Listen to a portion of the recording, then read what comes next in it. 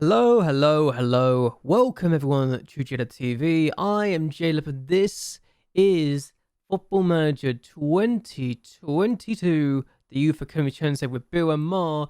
We're at the end of our 6th season at the club. I am looking at the finances first and foremost because even though we are 870 in the red, our finances status is okay because of our sponsorship, which is about 700,000. Even if we are spending more money this year on the youth setup, 500,000, compared to what we did last year, which is 242,000, we're looking okay financially because we're already making a profit of 238,000. How much of that was due to Patama's sale, I don't know. But we've actually had a few games since we last met. Have we managed to win for the first time in almost half a season? And have we managed to pull off survival? Let's find out. So the first game we had was away from home against Luciana La Rosa, and we drew 0-0 despite the fact we had just 2 shots. Yeah, we keep on doing this at the moment. We're able to pick up draws when we shouldn't be able to. And defensively, we were solid. Offensively, we were actually okay. We just couldn't get the chances we needed. And if we actually created the chances that we could have done and took them, we would have won. But then again, Luciana La Rosa will say the exact same thing. The next match we had was at home against Aruca, and we took the lead inside 30 minutes. Adam Oxford plays it across to find Sandover for his 9th league goal of the year. It's either his 8th or his 9th. But we have ourselves a chance to take the lead to win our first game in almost half a season. We don't take it because Mendy scores the equaliser. And yes, we dropped 2 points here. I say dropped. They had 10 shots to our nothing in the second half. They absolutely battered in the second half. And the fact they only got 1 goal is kind of damning on their attack. So there you go. We could have, and perhaps even should have, lost this game. But we took the lead, and it gave me hope. What didn't give me hope was this 2-0 defeat against Benfica's B team, especially when Loreo saves a shot initially, and it goes to their player who hits on the rebound, Santos scoring. Then we make a tackle to get the ball back, and it falls straight to their player, and Teseo scores a goal. I feel a little hard done by here. I'm actually getting more and more frustrated with the deflected shots or the rebounds at this point. I know it's part of the game, but I'm just getting frustrated by the sight of them, and we were terrible in this game, and we deserved to lose comfortably. The next game we had was away from home against Estro, and they scored with the set piece, their only goal of the game. They won 1-0, and at this point, I was just getting frustrated, and I thought, you know what? I'm going to make a tactical change. I want to see what happens if I can tinker things up for my next game, which is against Penafiel. Did it make a difference? Because we needed something more than just 1 shot in every match, it feels like. So, surely any change would help us, right? Right? Lo and behold, our game against Penafiel saw score goals. Antonio plays it across to find Alan Oxford, who scores the first goal of the game 24 minutes in. Good stuff. We make it 2-0. Brian takes his free kick in off the post. Really well done. Then Julien does this. Long throw. And Barreto gets there first. I don't know how the keeper doesn't get to that, but it's 3-0. The first time we scored 3 goals in a game this season.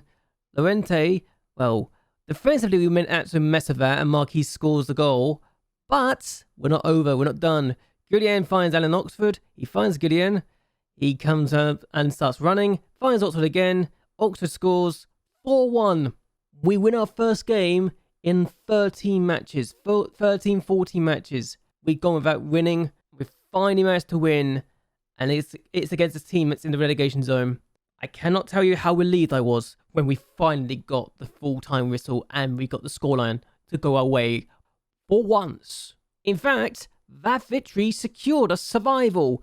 Our 6th win of the year. We've only won twice in 2028 so far. We've got 4 victories in the first half of the year. So we weren't very good. But our 16 draws have actually managed to keep us safe from relegation. We've got 34 points. We have a chance to get as high as 13th. It's easily our worst of a season in this division. Our worst finish before was 12th, our first season in. 4 seasons in, it's the 4th season now, and we don't feel like we've gone any better. Unfortunately, that's the thing that's happening. This is our game today. Gondomar, who are looking to try and get to the second place, having dropped out of the top 2 because Firenze won last time out. Firenze are taking on Braga B's team, so good luck to them. Yes, seriously, good luck. They're the only team that's gone down so far, so I don't think Gondomar are going to get second place even if they beat us somehow. I don't see Braga's B team being that good. Still, we're going to take on our opponents today. We are going to drop our goalkeeper. I know what you're thinking. Loreo is leaving us. We've just had a last game. I always said to you guys that I would make it so if we're safe, Loreo will be dropped for good because he's not going to sign a new contract. Just to prove a point, I'm going to let my director of football offer it.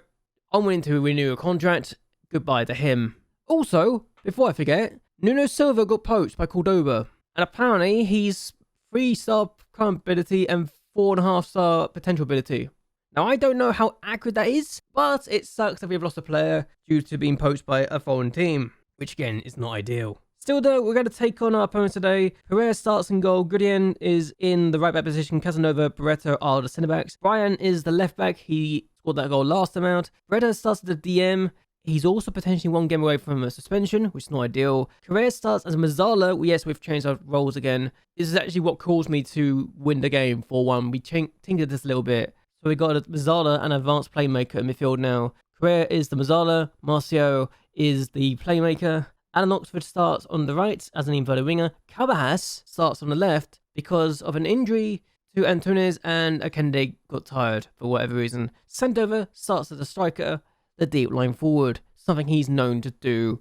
Something he's known to score from. We've got a load of players on the bench as well. Saraiva, Mandatre, Alvarez, Will Pope, Jose Avero, Pedro Enrique, and Ricardo Santos. Yes, the 15-year-old striker that came through our academy. He's in our bench. And I am excited for him. Really am. Hopefully, once his determination goes to 10, he won't be someone with low self-belief anymore. Hopefully. Either way, though, let's see what we can do this game. Our last game of the season. Let's go. Okay, highlight. We've actually had the only shot of the game, it feels like, so far. Yeah, we've had the one shot so far. They've had nothing, but we've just given the ball away needlessly. I've actually also changed some bits and pieces. Traore on the chance, he's missed it. That's a bad miss. We've actually changed our instructions as well. So we are now going to have shorter passing but higher tempo. That's literally what I've changed. And I thought it works. And it seems like Penafiel could not cope with it. Gondomar have had just 2 shots to our 1 and haven't scored. Neither of us have scored, but they've had a chance to really get ahead. And they missed it. So annoyingly, despite there being 12 shots, because I got the key highlights, apparently we didn't see a single highlight, which is slightly awkward. I thought there'd be more highlights. I swear, this is always an issue when I do these videos. Because of the way we play get the system and we do this, we never see a highlight at all. So, slightly awkward. Slightly awkward. Despite that, we actually only finished in 15 plays. Berenen's lost, so we couldn't catch them. And Espinel, we need a win to catch either the two, and honestly, it wasn't expected. So the fact we've actually survived in the first place and finished 6 points clear of Kova, who actually won. But yeah, so Ruka managed to win to get themselves in the relegation playoffs, while Penafiel were beaten by STL 2-0 after going down to 10 men. So good for them to be relegated, rather embarrassingly. Sandover got himself injured, but that's not the end of the world because he's going to be with us next year anyway, and it's the end of the year, so it doesn't matter. Either way though, let's see how the season review looks for us when we get to it, okay? Okay, the end of season review has arrived, and we're looking good. It's still competitive, despite the fact we only finished in 15 plays. It tells you just how little hope they had for us, really. But if we look at the players that left us, Adsan was sold. He only got a 6.64 rating when he's at his new club. Musa Jr. at 6.59. Honestly, I think we've done a good job there. Now, recently, Patama, I wasn't expecting it, and actually looking at him now, we've probably got more money than we should have done for him. But again, it's just one of those things. He's only had 1 year left in his contract, so he could actually be about to leave regardless. So that's a bit awkward. Thiago Cassell didn't want to let him go. He wanted to leave us. Honestly, it could be worse. A season to remember, Beira-Mar's season started to go wrong late in the year, sinking to 15th in the table by January, but they were able to stave off the threat of relegation. It started to go wrong. We actually drew half our games, which I think is a good sign that we can get 17 draws, but at the same time, not ideal that we only won 5 games after we won our first game of the year, and in fact, only won 2 games in the 2028 calendar year, so slightly awkward. Tassa Portugal got to the 3rd round. We lost to Penafiel, so I guess revenge is there. We beat them 4-1 after they beat us 4-1 in the cup. And Portugal beat us in the first phase, which again is not surprising. Biggest win was the 4-1 victory against Beneviel, and actually, Brian's free kick was the goal of the year too, so hooray for that. Our 2-1 victory against Cover de Perdido was actually the match to remember because we came from 1-0 down to win 2-1. Really makes you wonder just how much could have changed if we didn't win that game. But there you go. Finances, we're looking good. Reputation's not changed, but our sponsorship has gone by 106,000, so it's great. Broadcast revenue up by 200,000. And corporate hospitality up by 7 grand. We did lose about 5 grand in the competition prize money, but honestly, that's not a lot of difference. Well, we made up that with the 10 grand in the matchday commercial and retail. We made 225,000 in merchandise sales, with 22,500 of that coming from non-domestic sales, and we also sold 3,002 shirts. Sandova, Brian, Bredo, Correa, and Loreiro being the shirts being sold. How we lined up was this. Antunes is here, despite the fact he got 6.55 average rating because everyone else that played there was rubbish, apparently, so slightly awkward. Leo was in here, Gideon, Gazanova, Beretta, and Brown were the best players. I think Breda got the best average rating with 7.07. And then you got Verenz, who got 7.06. He's actually done really well for me this year, despite everything. So yeah, I think it's the first season that Sandov has not got a 7.0 rating for us, but again, it's not the end of the world. Accolades, we got nothing. Breda was the fans player of the season. Loreiro was the young player of the season. Brian got the goal of the year. Sandova got the most goals with 9. Antunes got 3 assists. That's the most we got. That's actually stupid when you think about it. Brian also got the most player of the matches with 3. Breda got 7.1 average rating, which is impressive in itself. And then you got the most passes completed per 90 minutes, with Fernando Alvarez being the man to do it with 116. Breda has made the most league appearances by player, 210, while Sandova has scored the most goals for us in the league, 76. So yeah, it's not ideal, given everything that's happened. I think it also could have been worse. And now we look at this. Mauritius actually managed to be in the overall best 11, which is very nice indeed. Lorero's now in goal for that, so that's good, but at the same time bad, since he's going to be leaving us. Breda's now in there as a right back. Casanova, Barreto, and Brian as defenders. Mauricio Jr. is the DM there.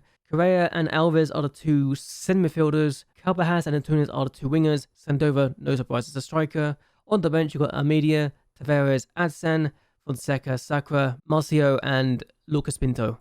They've given me a wage budget of 22,000 and a transfer budget of 235,000. We work with that anyway, no problem. They want to fight brave against relegation and in 2 years' time be an established team in this division. 2 years' time. Is that possible? That might not be possible, but okay. They want me to develop the players using the youth system. We do that. Play possession football, play high-tempo pressing football, and make the most of set pieces, which again, we kind of do. So yes, that hopefully be something we can work towards. And we're going to tell the players that we're going to be another relegation scrap next year. They are happy about that. Good to know. No promises to be made. Avero is not happy with the fact I'm not giving promises, but okay, whatever. He's not important to me. I look at the XG. Actually, we had the worst XG. I probably should put it on extended highlights for the live matches, so you guys actually have more stuff to watch in terms of the football itself, but it is what it is. We've got not a lot to really look at here, and if they look at the dream team, that's not surprising looking at that, and I think Casanova is not in the first team, and I'm not surprised by that either, so maybe that's a thing we need to work on. Oxford being there is good, because he's now developed quite nicely. He can play on both wings as a natural player, which is very useful indeed. I wanted to play on this side because he's a left-footed player, so now we've got that on his resume. It's good to say the least.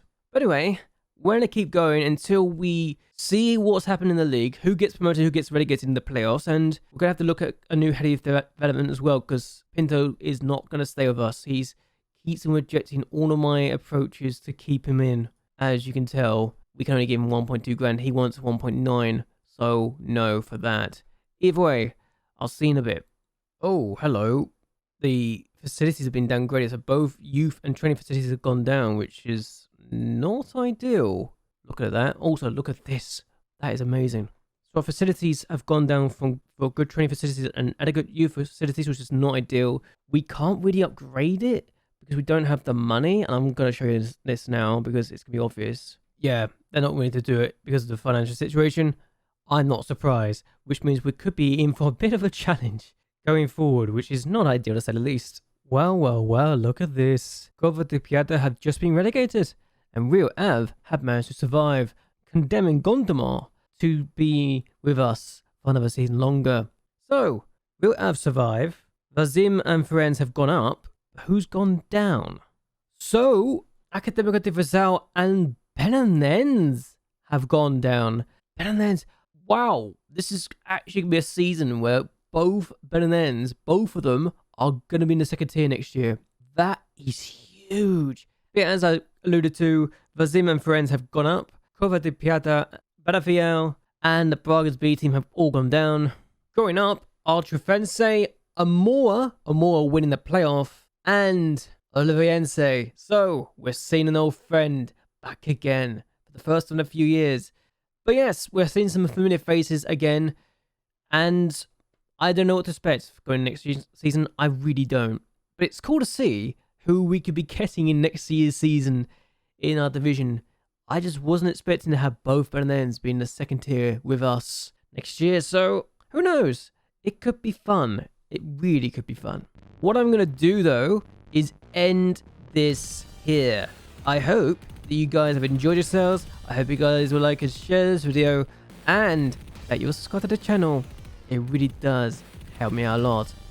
But either way, until next time, goodbye, and well, good night.